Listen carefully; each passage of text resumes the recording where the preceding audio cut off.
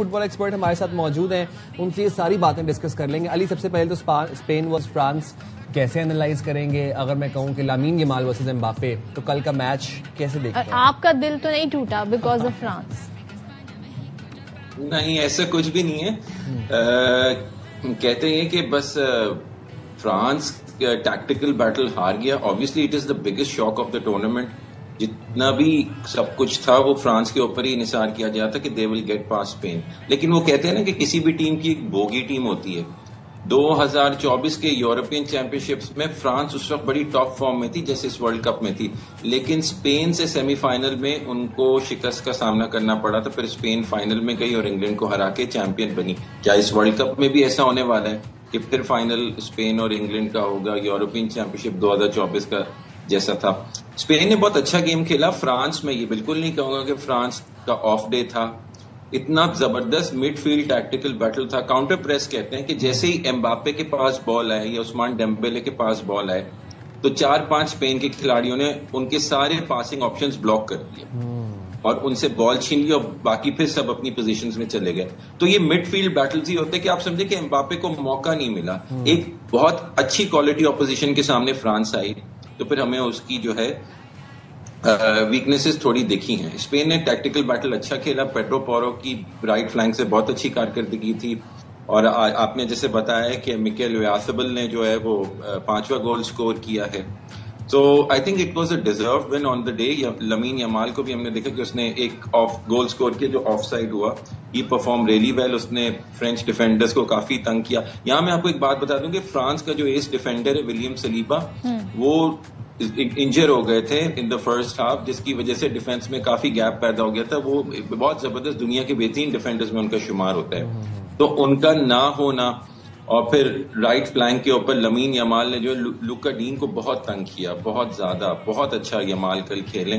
तो मैं ये समझता हूँ कि द टैक्टिकल बैटल स्पेन जीता, डिजर्व्ड विनर्स। इतनी एक्सपेक्टेशन नहीं थी, समझ रहे थे कि फ्रांस जो है ना वो स्पेन को आउटस्कोर कर देगा।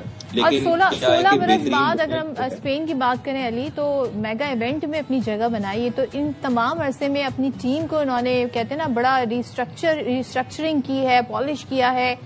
ये जो पूरी जर्नी है इसके बारे में क्या कहेंगे? 16 साल बड़ा टाइम होता है, बहुत बड़ा टाइम है। मेरे ख्याल से जब ये 2010 में फाइनल में आए थे वो इनका पहला वर्ल्ड कप फाइनल था। इनकी सबसे बेस्ट परफॉर्मेंस जो थी वो 1982 का सेमीफाइनल थी स्पेन की। और उस दौरान इन्होंने 2010 के वर्ल्ड कप जीतने के बाद 2012 में और 2024 में यूरोपियन चैंपियनशिप्स तो जीती हैं, यूरोज। लेकिन ये फिर भी स्पेन जैसी टीम के लिए बहुत बड़ा अरसा है। ये 2014 के वर्ल्ड कप में दिफाई चैंपियन थे। ये ग्रुप स्टेज से ही बाहर हो गए। पहला मैच इन्होंने नीदरलैंड से हारा 5-1। फिर 2018 के वर्ल्ड कप में जो रूस में हुआ था उसमें ये पेनल्टीज में राउंड ऑफ 16 में रूस से शिकस्त खा के बाहर हुए। और 2022 के वर्ल्ड कप में जो सेमीफाइनलिस्ट मोरक्को थी उनसे पेनल्टीज पे ये बाहर हुए, वो भी राउंड ऑफ 16 में। तो इतनी जिसको बोलते हैं ना जो लेवल है इस टीम का, उस हिसाब से इनकी बिल्कुल कारकर्दगी नहीं थी। इस दफा इन्होंने अप्रोच अपनी थोड़ी डिफरेंट की। जो हमें एक फ्री फ्लोइंग स्पेन टीम दिखती थी जो कि बहुत ज्यादा एक्सपेंसिव स्टाइल से खेलती थी, बहुत ज्यादा गोल, बहुत ज्यादा। उसके अलावा इन्होंने थोड़ा डिफेंसिव रहे, rather than being beautiful on the eye, aesthetically pleasing on the eye. इन्होंने रिजल्ट ओरिएंटेड फुटबॉल खेली कि हमें जीतना है। एक मैनेजर का काम होता है जीतना, कि चाहे वो अच्छा लगे या बुरा लगे, लेकिन उन्होंने ऑब्जेक्टिव जो है वो। अच्छा अली, आप ऑब्जेक्टिविटी की बात कर रहे हैं, मुझे यहाँ से अर्जेंटीना याद आ गया। आज अर्जेंटीना वर्सेस इंग्लैंड है। आप और अर्जेंटीना से रिलेटेड बड़े तनाज़े पैदा हो गए, मुतनाज़े फैसले, कंट्रोवर्सीज, ये कहा इल्जामात ये वाले कि फीफा जो है वो अर्जेंटीना को फेवर कर रहा है। आपको लगता है कि मार्केटिंग एंगल से या पीआर ब्रॉडकास्टिंग एंगल से एक ये भी रीजन हो सकती है कि अगर सारी बड़ी और फेवरेट टीम्स जो हैं वो फाइनल तक नहीं पहुंचेंगी तो यहाँ इसका कहीं ना कहीं ब्रॉडकास्टिंग के रेवेन्यू के ऊपर कोई फर्क पड़ेगा या मार्केटिंग पे कोई फर्क पड़ेगा? ब्रॉडकास्टिंग का अब तो मतलब इंग्लैंड भी उतनी पॉपुलर टीम है और उसमें भी अच्छे खिलाड़ी। यहाँ पे मसला है कुछ स्पोर्टिंग ब्रांड्स का। एक स्पोर्टिंग ब्रांड ऐसे जिनकी कोई 22 कैंपेन थे जिसमें 9-10 में जो है वो लियोनेल मेसी है। अच्छा। वो फिर फीफा को भी वो स्पोर्टिंग ब्रांड स्पॉन्सर करने, तो वो चाहते हैं कि जी लियोनेल मेसी जो है उनके आउटकम, फाइनेंशियल आउटकम के लिए बहुत अच्छा है कि अगर लियोनेल मेसी फाइनल में हो। देखें अभी भी जितनी भी बाहर के न्यूज़पेपर्स और जरीदे, उन्होंने ये न्यूज़ ब्रेक की कि 2014 का वर्ल्ड कप जो जर्मनी जीता था उसमें जो बेस्ट प्लेयर अवार्ड है, जो गोल्डन बॉल कहलाता है, वो जबरदस्ती एक स्पोर्टिंग ब्रांड ने फीफा को इन्फ्लुएंस करके मेसी को दिलवाया था, हालांकि he was not the best player in that tournament. तो ये मैनिपुलेशंस तो जो स्पॉन्सर्स होते हैं उनकी तरफ से चलती रहती हैं। अब बात ये कि उससे कोई टेलीविजन रेवेन्यू पे फर्क नहीं पड़ेगा। World cup final is a world cup final, चाहे कोई भी टीम खेले, उसके नाम ही काफी, सब देखेंगे। तो मेसी के होने ना होने से फर्क नहीं पड़ता। इन दोनों टीमों की थोड़ी सी मैं आपको तारीख बता दूं। इन दोनों टीमों में काफी जो है एक तरह का आप समझ लें कि है, हीट है, चपखलिश है। उसकी वजह है कि 1982 में इनके दरमियान फॉकलैंड्स वॉर हुई थी, जो ब्रिटिश आइलैंड थे जिसपे अर्जेंटीना अपना कब्जा जमाता था। वो पे जंग बरतानिया ने कर के अपने नाम वो आइलैंड्स किए, तो वो एक है। उसके बाद फिर 1986 का वर्ल्ड कप में जो हैंडबॉल मैराडोना ने की थी और इंग्लैंड हारा था और वर्ल्ड कप से 1986 के बाहर हुआ था, वो इनको बहुत है। फिर 1998 के वर्ल्ड कप में डेविड बेकम को सेंट ऑफ कराया था अगेंस्ट अर्जेंटीना क्वार्टर फाइनल में।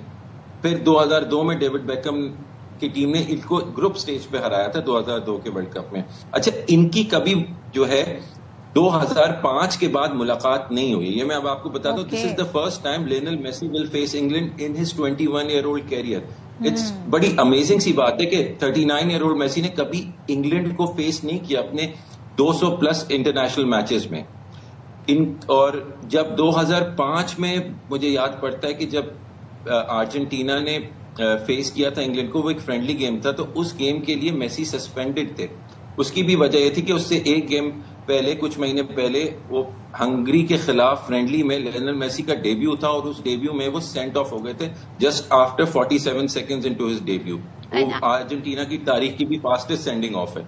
अच्छा, आई वाज जस्ट जी, तो ये मेसी भी पहली दफा ही will get a test of England. ये पहली दफा है कि मेसी इंग्लैंड को फेस करेंगे अपने इंटरनेशनल कैरियर। अच्छा, मैं मेसी के बारे में थोड़ा ही जा रही थी क्योंकि रोनाल्डो, उनका भी ये लास्ट वर्ल्ड कप था, मेसी का भी ये लास्ट वर्ल्ड कप है, लेकिन जितनी कंट्रोवर्सीज जुड़ गई हैं, मैं सोच रही हूँ एक बड़ा प्लेयर इस तरह से अगर रुखसत हो with this kind of controversy, यानी उनके खुद ही बता रहे हैं जी, अर्जेंटीना के हक में VAR मुदाखलत की शरह जो है वो 7% रही। कोई VAR फैसला नहीं आया अर्जेंटीना के खिलाफ। क्वार्टर फाइनल में नाकामी के बाद स्विस कोच ने भी फीफा पर जानिबदारी का इल्जाम लगाया। मिस्र के प्री क्वार्टर फाइनल का आपको ज्यादा पता है कितने तनाजात रहे। तो ये आपको लग रहा है कि बाकायदा तौर पे एक उनके लिए ग्राउंड तैयार किया गया है? आपको बाइसनेस फुली नजर आ रही है या जस्ट ये एक अजम्पशंस पे सारा मामला है? नहीं, देखिए, अब 48 टीम है जैसा आपने बताया, 47 के खिलाफ VAR ने फैसला दिया है, एक टीम के खिलाफ फैसला नहीं दिया। क्यों? ठीक है, अब आपको पता है कि उस दिन स्विट्जरलैंड के मैच में जो प्लेयर सेंट ऑफ किया स्विट्जरलैंड का, उसको बोला कि भाई उसने डाइव किया। ठीक है, अच्छा, डाइविंग के ऊपर जो फुटबॉल का रूल है ना, वो पेनल्टी बॉक्स में डाइव की जाएगी। वो बाकी डाइव क्यों करेगा? क्योंकि उसे पूरे फुटबॉल पिच पे तो पेनल्टी नहीं मिलेगी, तो वो बॉक्स के अंदर ही डाइव करेगा। तो अगर वो ऐसी कोई फेक डाइविंग करता है तो फिर उसको बोला कि पेनल्टी लेने के उसमें, तो फिर उसको सेंट ऑफ करते हैं। फुटबॉल की तारीख में अभी कैसा नहीं हो कि डाइविंग के ऊपर आपने in the middle of the pitch other than the penalty box आपने प्लेयर को सेंट ऑफ किया। तो इस वर्ल्ड कप में ऐसी चीजें हो रही है नई नई जो कभी फुटबॉल की तारीख में नहीं हुई, नए रूल्स बन रहे हैं। स्विट्जरलैंड का मैच मुतनाज़ है, जैसे आपने बोला। इजिप्ट वाला मैच इतना मुतनाज़ है, इतने ज्यादा फाउल्स किए, 17 फाउल्स किए थे उस मैच में अर्जेंटीना ने, एक कार्ड नहीं। इजिप्ट ने 11 फाउल्स किए, उनको 4 कार्ड।